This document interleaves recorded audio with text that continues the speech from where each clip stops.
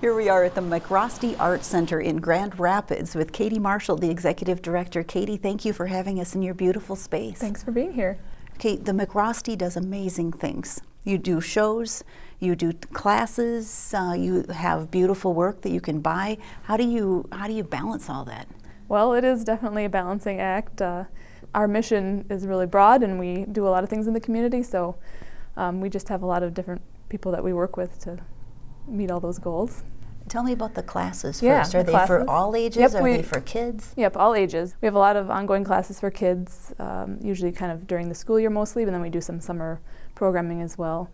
And we do classes, all kinds of classes for adults that range from birch bark weaving to wheel throwing in the ceramic studio.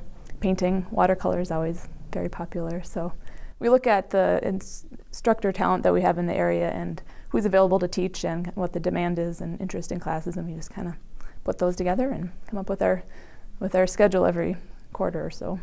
And tell me about the exhibits, because I always see something fun coming through your space. Yeah, the exhibits are a very public face of what we do. Every month we have 2 new exhibits, so that's 24 exhibits a year, which gets to be a lot. A month goes really quickly when you're switching out an entire gallery and getting everything ready. So yeah, the first Friday of each month we premiere our new exhibits, and that's always a great community event. We coordinate with a downtown art walk, and it's a fun evening and a chance for people to meet the artists and hear a little bit about their work. What kind of works? What makes you excited? It's like, oh, we need this one. Well, it's different every year. We have a process that we go through. We put out a call for artists usually in the spring, and we just encourage a really wide variety of proposals to be submitted. We want to challenge people, but we also don't want to challenge them every month.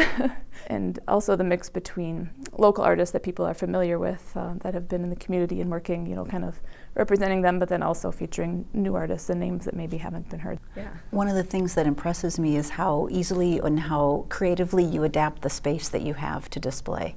Yes. How challenging is that? Well, sometimes it's challenging. We can have a few months in a row where it's all two-dimensional on-the-wall work and it's just up and down, but then you get something like a really big sculptural installation and we're shifting walls around, and the exhibit we have this month is all on stands as opposed to being on the wall, so then finding how to fit those into the space. And we're fortunate that our space is fairly flexible in that way, but yeah, it is always a little bit of a puzzle.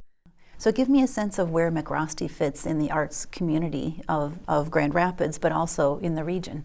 Yeah, well, MacRostie has been around since the 1960s. It kind of started as a group of painters that were interested in kind of coming together and sharing resources and taking classes together, and it grew from there. And in the 1990s, the building that we're in now was donated. So we've been in this great space right downtown, a very central and visible location, and so that helps us a lot in our mission of kind of being a part of the community and encouraging community growth and development through the arts.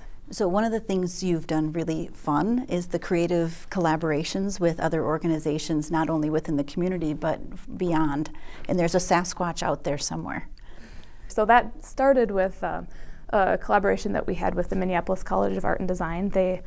We worked with them for a couple of years to have students come up here for residencies or fellowships in the summer. They had created just sort of a really tall cutout of Bigfoot. The local organization Get Fit Itasca, which does a lot of promotion of active living, got a hold of Bigfoot, and now he is their trail promoter. So Bigfoot is out on the trails, and they have a contest going.